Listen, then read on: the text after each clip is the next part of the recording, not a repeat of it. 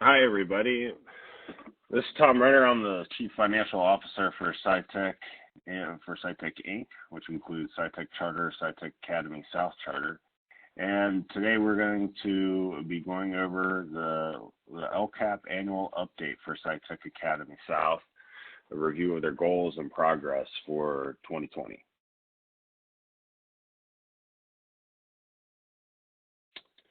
First off, to describe what the LCAP is. The LCAP is the Local Control Accountability Plan, which is a school-wide strategic plan that gives a lot of information with the purpose of empowering schools to better serve low-income students, those who are also homeless and other underserved groups.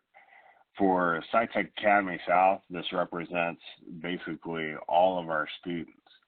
So the LCAP, it came about during the creation of the local control funding formula, which changed the way schools are funded, and it also describes that which each charter is going to increase and improve services for these students.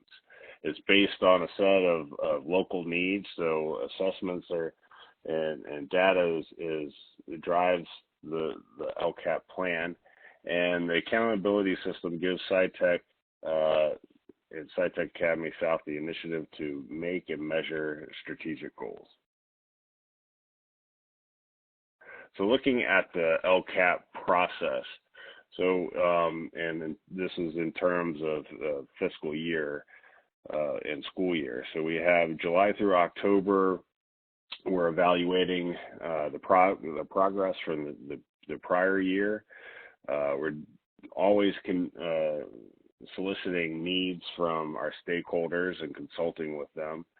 In November through January, we're working on our goals and the actions and services that are laid out in the LCAP, and then as we start looking ahead to the next year, looking at how we can modify those goals, actions, and services, and then aligning everything with the governor's budget that comes out in January. Once we get into the springtime, we inform our stakeholders. We provide this update to everybody in various ways, to solicit as many comments as we can from stakeholders to get a feel of how we're doing and if SIATech and SIATech Academy South is on the right track. So with that, we respond to comments and adjust as needed.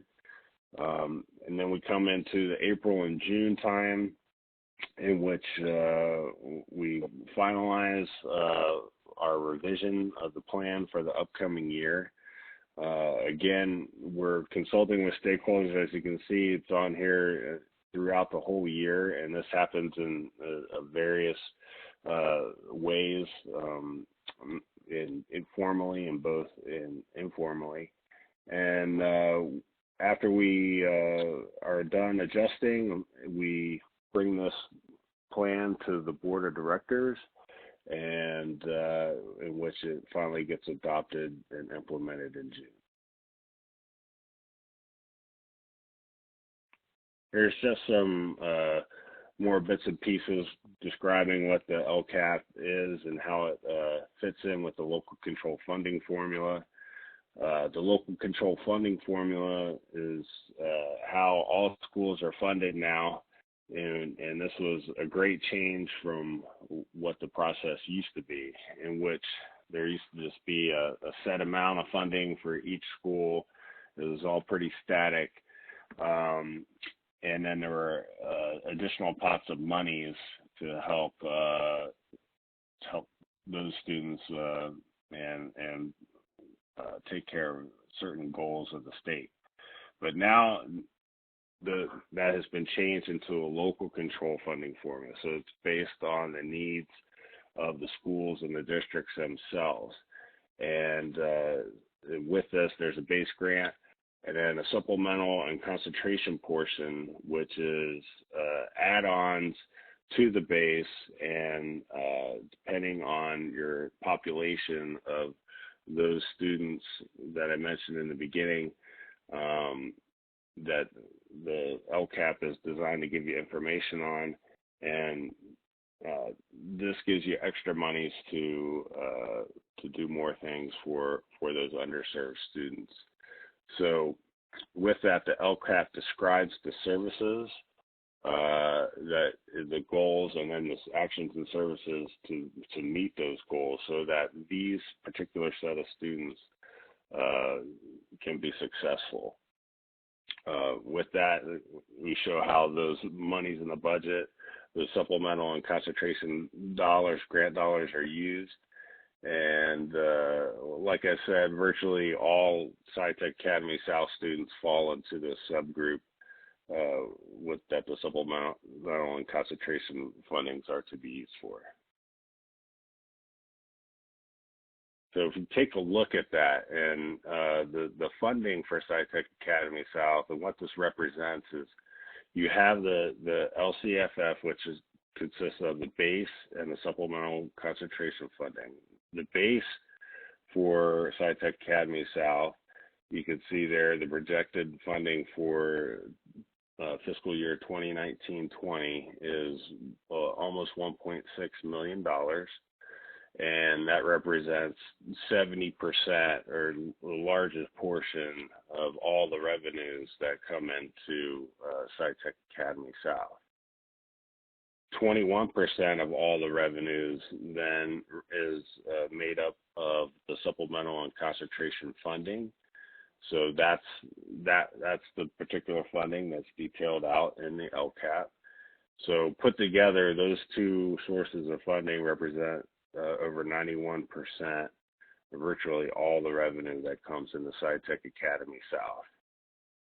We also do receive some federal funding, and there is some restricted state programs that come out. But the supplemental concentration funds plus the federal and some of that state programs are spent on all the actions and services that are listed in the LCAP. Next, we'll take a look at and go into deep, take a look at the goals themselves. Hello, my name is Nicole Taylor. I'm the Executive Director of Education Services. I will go over how we meet our state priorities as well as our local priorities. Our SIATech Academy South goal number 1 is to increase support services for targeted student groups, including ELL, homeless, special education, and foster youth. Here you see on our dashboard that in the 2018 school year, our graduation rate was at 14.8%. And over a year's time, we have been able to increase our graduation rate to 26.7%.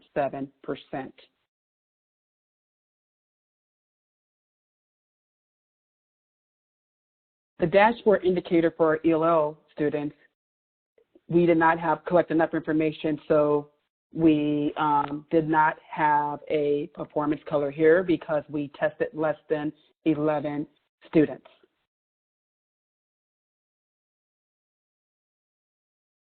SIATech Academy South teachers are appropriately assigned and credentialed, and SIATech Academy South facilities are maintained in good repair. Here you see that we have met this standard.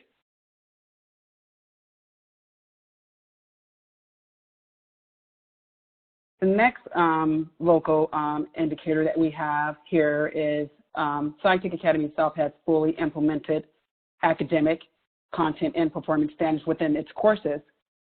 Courses meet the A through G requirements, and we are meeting this standard. Our next local indicator is parent engagement. The school has developed a variety of strategies to engage stakeholders in the school improvement process. SIATech conducts annual LCAP surveys and parent surveys as examples of this. Thank you, Nicole. Hi, this is Liz Hessam. I'm the Chief Academic Officer for SIATech Inc. and SIATech Academy South. And one of the surveys that we give our students each year is from the Gallup poll, and it measures students on 4 different criteria. The first one is engagement.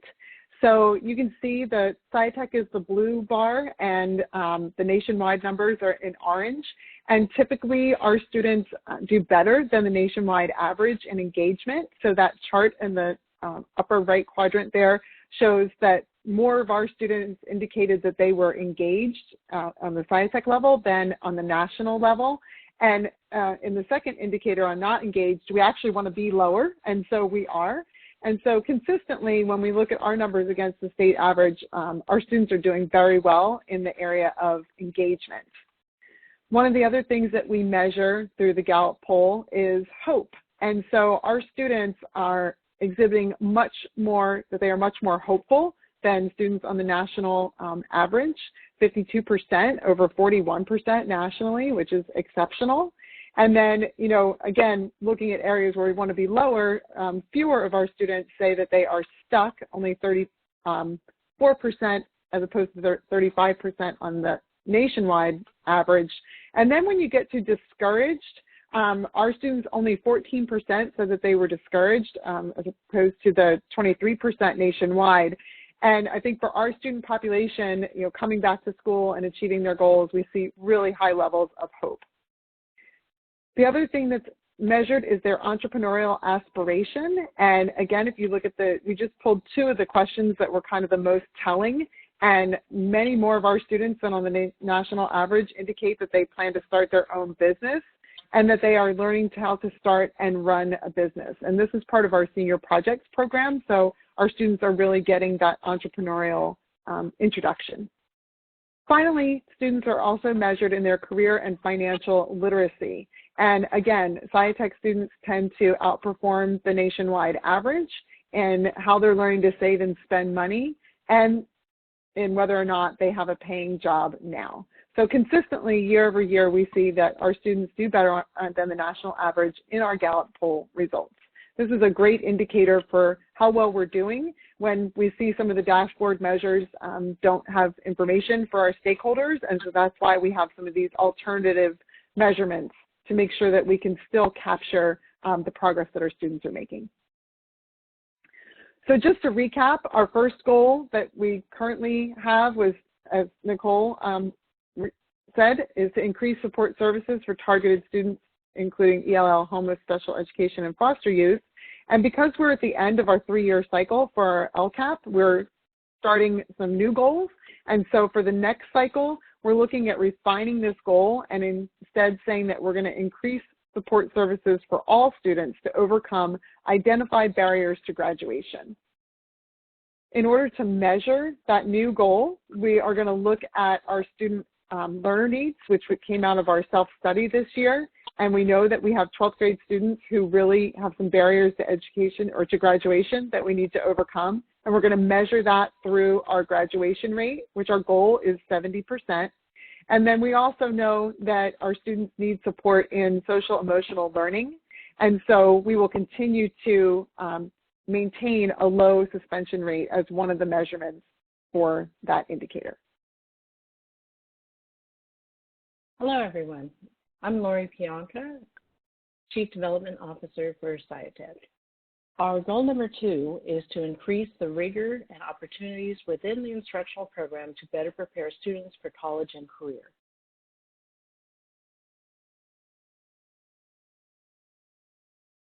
How we provide evidence of reaching that goal is through career technical education, pathway completion, and also certifications, grade 11 Smarter Balanced summative assessments in ELA and mathematics, and college credit courses or early college enrollment, formerly called dual enrollment, and A through G completions. The other bullets don't really fit the program that we provide to students and are more for a comprehensive high school, so we are focused on the 4 highlighted goals.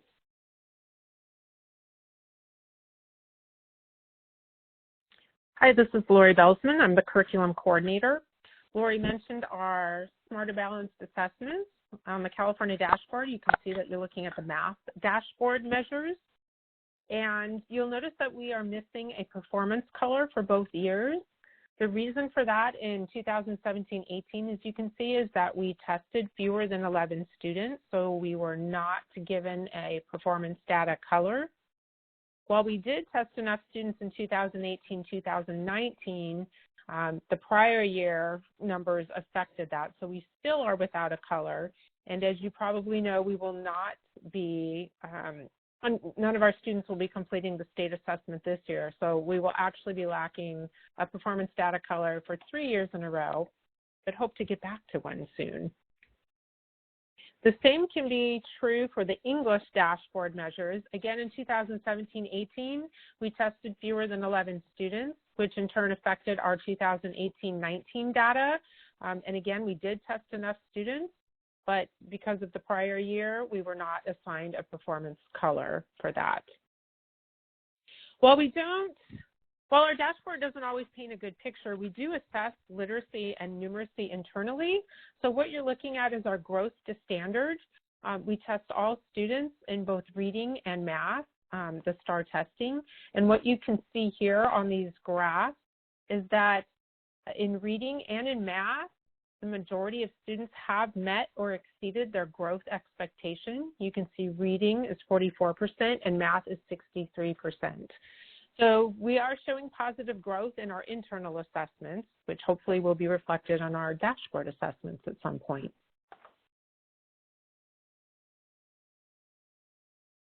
So just to wrap up our goal 2, originally our goal was, to increase the rigor of opportunities within the instructional program to better prepare students for college and career. And our proposed goal is refining that a bit to increase the academic support services for the target student groups based on identified needs. So they're really focusing on the academic support services in this goal for our upcoming plan. And in order to measure that, we will continue to use the dashboard measures. And as you saw, we haven't received any performance colors yet, and we were not able to do the assessments this year, but we will be looking towards continuing to do those assessments in accordance with the state guidelines, and also in continuing to do our internal assessments so that we can track our students' progress individually. And so most of the indicators here are going to be probably postponed for another year, but we will continue to do our internal assessments in order to measure our student progress. Hi, this is Beverly Gilbert, and I'm the Director of Professional Development.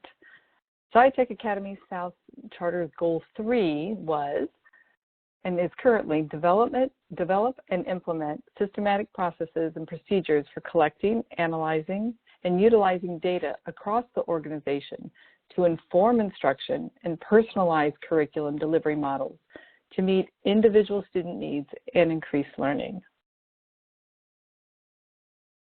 This goal is really a two-part goal. Part 1, as you can see on the left, is really the first portion, to develop and implement those systematic processes and procedures to collect, analyze, and utilize the data in the organization. This year we were able to collect evidence and grow on Goal 3 through 3 different areas that we can see through the Data Party website that was developed that houses much of our data and enables all of us to access and see and analyze what we have collected. It has generated many reports that are very useful for us, and we have also purchased Who Knew It, a new data program that will continue to support this goal. Part 2 of Goal 3 is the last portion, to inform instruction and personalize curriculum delivery models to meet individual student needs and increase learning. This portion we are still working on, and we intend to collect the evidence listed there, which will be that we will integrate this portion of professional development within all 3 of the new goals that are going to be proposed here. We will continue to emphasize the evidence-based instruction and differentiation for our students, and we will target professional development to this end. Thank you, Bev. Just to get back to our goal 3 to recap. So originally our goal was around collecting all of that data. And for our new proposed goal, we've refined that to really focusing on increasing the career technical education programs to provide students with more opportunities to complete career pathways. And as you can see, most of our new goals are more centered around student performance and student-oriented goals. And so that's what we are still going to be using all of the data and metrics to support those goals, and those will be included in actions to support them. And the way we'll be measuring this is through those college and career indicators, primarily the pathway completion and the industry-recognized credentials, the ones that really apply to our program and really help measure what our students are accomplishing. So that concludes our presentation today. Thank you so much for listening and learning more about our program and how we are directing funding to support our goals. We would love to hear from you. Part of our stakeholder involvement is to collect information through our school's survey. And so we really appreciate your input and feedback, and we will bring that back to our next meeting, and it will impact how we move forward with our next plan. Thank you so much.